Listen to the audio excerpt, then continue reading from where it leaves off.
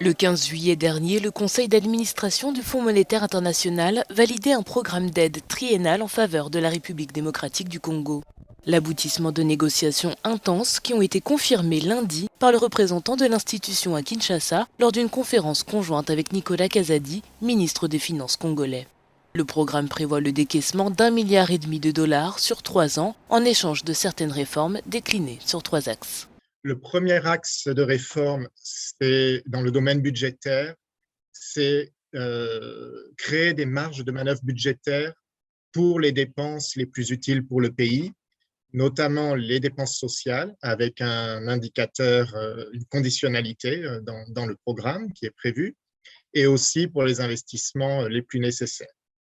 Cela passe naturellement par l'augmentation des recettes fiscales, l'augmentation des recettes domestiques.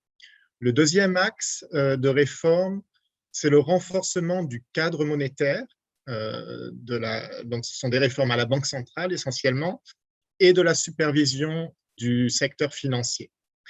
Enfin, le troisième grand axe de réforme, c'est l'amélioration de la gouvernance et de la transparence économique, la lutte contre la corruption.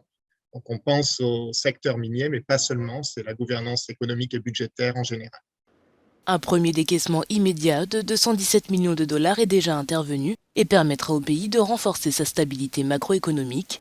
De plus, cette coopération avec le Fonds monétaire international apparaît comme un signal rassurant pour attirer d'autres financements extérieurs. 1,5 milliard de dollars, c'est une somme non négligeable. Cela dit, ça ne va pas directement aux dépenses budgétaires, puisque les premiers décaissements au moins sont destinés au renforcement des réserves de change du pays. Et deux, de toute façon, ce montant comparé aux besoins du pays sont presque insignifiants.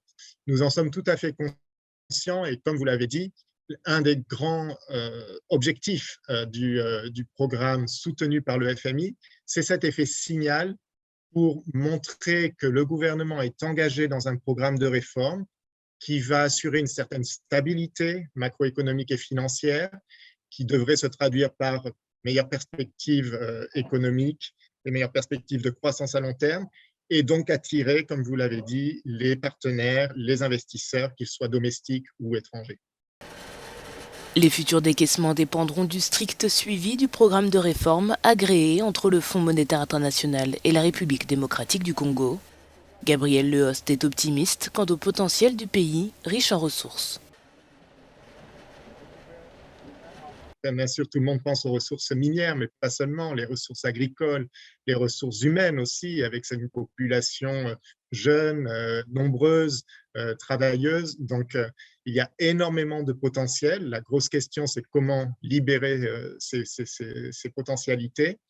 Et on peut être optimiste, mais maintenant, effectivement, comme vous l'avez dit, c'est le travail du gouvernement, le choix souverain du gouvernement de lancer les réformes nécessaires.